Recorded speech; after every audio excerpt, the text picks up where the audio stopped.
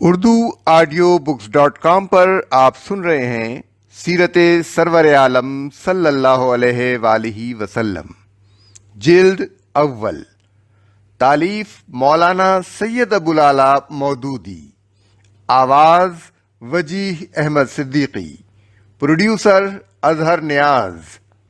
باب 16، فصل 3، فلسطین کی فتح اور دور مابعد۔ فلسطین کی فتح۔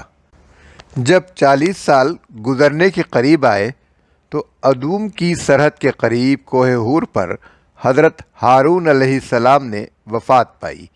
پھر حضرت موسیٰ علیہ السلام بنی اسرائیل کو لیے ہوئے مواب کے علاقے میں داخل ہوئے اور اس پورے علاقے کو فتح کرتے ہوئے حسبون اور شتیم تک پہنچ گئے۔ یہاں کوہ اباریم پر حضرت موسیٰ علیہ السلام کا انتقال ہوا اور ان کے بعد ان کے خلیفہ اول حضرت یوشع نے مشرق کی جانب سے دریائے اردن کو پار کر کے شہر اریحا کو فتح کیا۔ یہ فلسطین کا پہلا شہر تھا جو بنی اسرائیل کے قبضے میں آیا۔ پھر ایک قلیل مدت ہی میں پورا فلسطین فتح ہو گیا۔ فلسطین کی فتح سے پہلے بنی اسرائیل طرح طرح کے فتنوں میں مبتلا ہوئے اور فتح پانے کے بعد پھر ان میں شر و فساد نے مختلف شکلوں میں سر اٹھایا۔ پھر انہوں نے اس کا خمیازہ بھگتا۔ بنی اسرائیل کو بگاڑ سے بچانے کے لیے حضرت موسیٰ علیہ السلام کا انتباہ۔ سورہ ابراہیم آیت نمبر 7 میں حضرت موسیٰ علیہ السلام کی وصیت یوں مذکور ہے: اور یاد رکھو تمہارے رب نے خبردار کر دیا تھا کہ اگر شکر گزار بنو گے تو میں تم کو اور زیادہ نوازوں گا، اور اگر کفران نعمت کرو گے تو میری سزا بہت سخت ہے۔ اس طرح کی وصیتوں کی ضرورت یہ تھی کہ بنی اسرائیل انعامات الہی سے متمتع ہونے کے باوجود بار بار نافرمانیاں اور ناشکریاں کرتے تھے۔ حضرت موسیٰ علیہ السلام بار بار ان کی اصلاح کی صحیح کرتے اور ان میں توبہ اور انابت کا جذبہ ابھارتے۔ بنی اسرائیل کے بارے میں یہ اندیشہ بیجا نہ تھا کہ جب یہ فتح فلسطین کے نقطۂ عروج تک پہنچیں گے تو ان میں شیطان بڑی آسانی سے سرکشی پیدا کر دے گا۔ اس لیے انہیں پہلے سے اس قانون الہی کی طرف توجہ دلانا ضروری تھا جو انعام یافتہ اقوام کی سرکشی کی صورت میں کام کرتا ہے۔ اس مضمون کی تقریر بائبل کی کتاب استثنا میں بڑی شرح و بسط کے ساتھ نقل کی گئی ہے۔ اس تقریر میں حضرت موسیٰ علیہ السلام اپنی وفات سے چند روز پہلے بنی اسرائیل کو ان کی تاریخ کے سارے اہم واقعات یاد دلاتے ہیں۔ پھر تورات کے ان تمام احکام کو دہراتے ہیں جو اللہ تعالیٰ نے ان کے ذریعے سے بنی اسرائیل کو بھیجے تھے۔ پھر ایک طویل خطبہ دیتے ہیں۔ اس کے بعض مقامات کمال درجہ مؤثر و عبرت انگیز ہیں۔ مثال کے طور پر اس کے چند فقرے ہم یہاں نقل کرتے ہیں: اور اگر تو خداوند اپنے خدا کی بات کو جافشانی سے مان کر اس کے ان سب حکموں پر جو میں آج کے دن تجھے دیتا ہوں احتیاط سے عمل کرے تو خداوند تیرا خدا دنیا کی سب قوموں سے زیادہ تجھ کو سرفراز کرے گا۔ لیکن اگر تو ایسا نہ کرے کہ خداوند اپنے خدا کی بات سن کر اس کے سب احکام اور آئین پر جو آج کے دن میں تجھ کو دیتا ہوں احتیاط سے عمل نہ کرے تو یہ سب لعنتیں تجھ پر ہوں گی اور تجھ کو لگیں گی۔ شہر میں بھی تو لعنتی ہوگا اور کھیت میں بھی لعنتی۔ وبا تجھ سے لپٹی رہے گی۔ آسمان جو تیرے سر پر ہے پیتل کا اور زمین جو تیرے نیچے ہے لوہے کی ہو جائے گی۔ خداوند تجھے تیرے دشمنوں کے آگے شکست دلائے گا۔ عورت سے منگنی تو کرے گا مگر دوسرا اس سے مباشرت کرے گا۔ تو گھر بسائے گا مگر اس میں بسنے نہ پائے گا۔ تو پاکستان لگائے گا پر اس کا پھل نہ کھا سکے گا۔ تیرا بیل تیری آنکھوں کے سامنے ذبح کیا جائے گا۔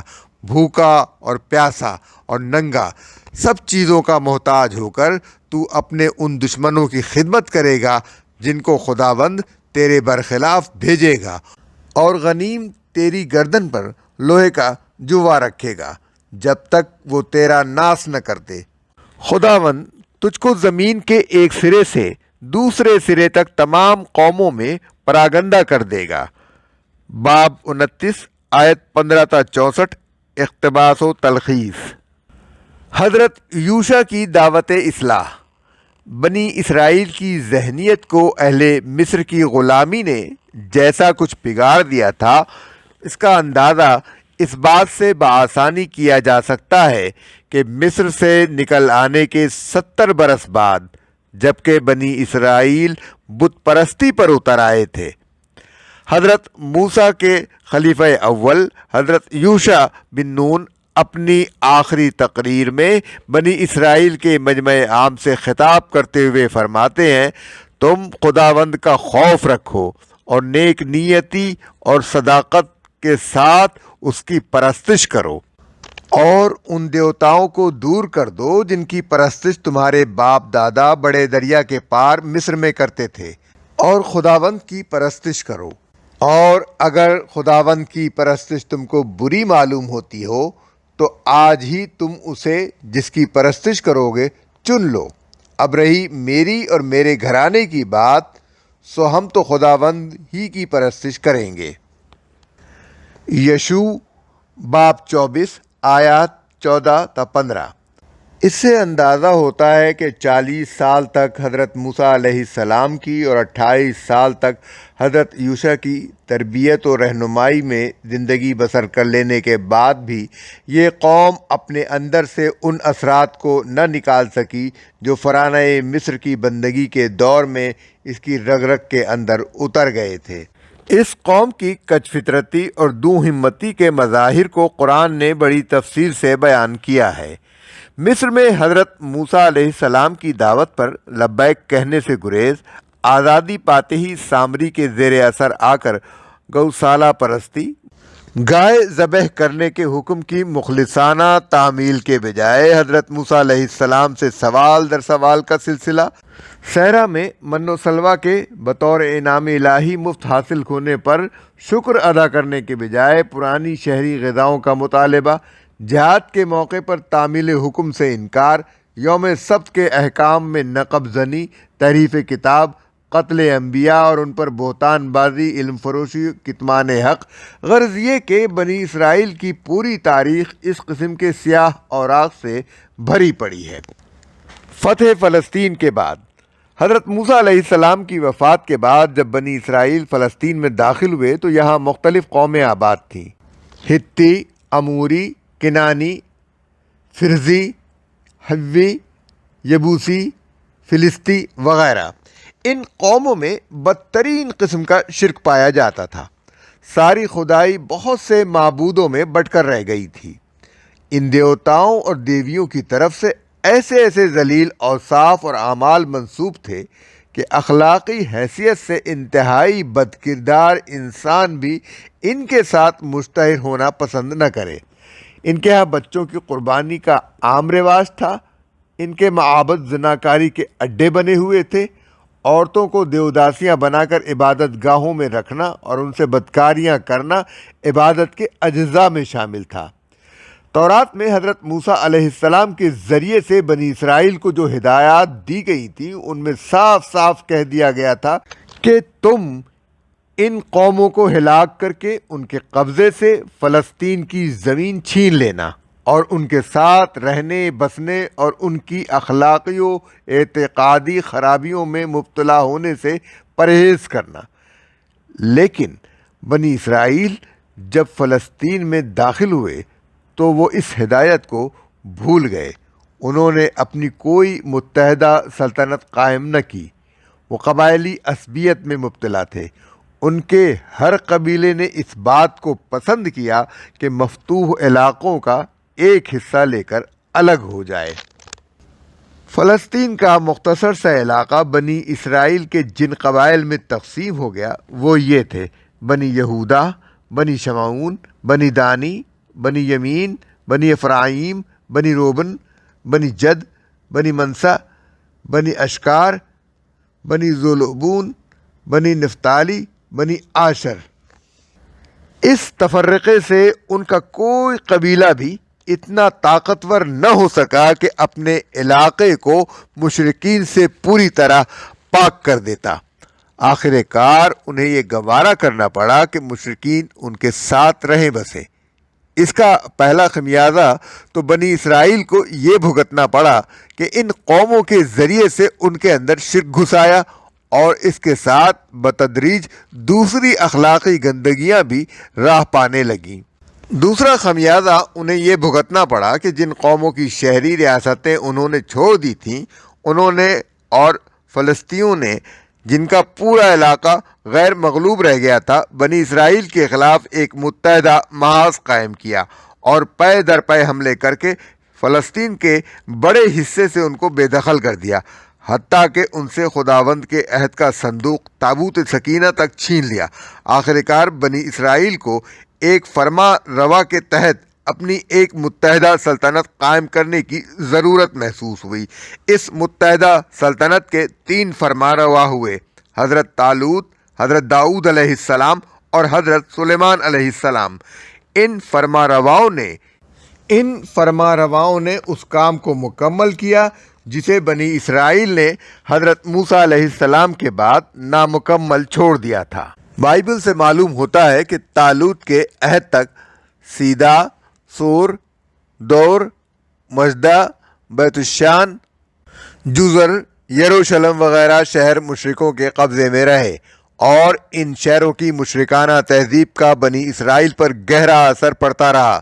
مزید برآں اسرائیلی قبائل کی سرحدوں پر فلسطینیوں، ادومیوں، موابیوں اور امونیوں کی طاقت اور ریاست بھی بدستور قائم رہیں، اور انہوں نے بعد میں پے در پے حملے کر کے بہت سا علاقہ اسرائیلیوں سے چھین لیا، حتیٰ کہ نوبت یہ آ گئی کہ فلسطین سے بنی اسرائیل بیک بینی 2 گوشت نکال دیے جاتے اگر عین وقت پر اللہ تعالیٰ طالوت کی قیادت میں اسرائیلیوں کو جمع نہ کر دیتا۔ بنی اسرائیل کا پہلا بڑا دور فساد حضرت سلیمان علیہ السلام کے بعد بنی اسرائیل پر دنیا پرستی کا پھر شدید غلبہ ہوا، اور انہوں نے آپس میں لڑ کر اپنی 2 الگ سلطنتیں قائم کر لیں۔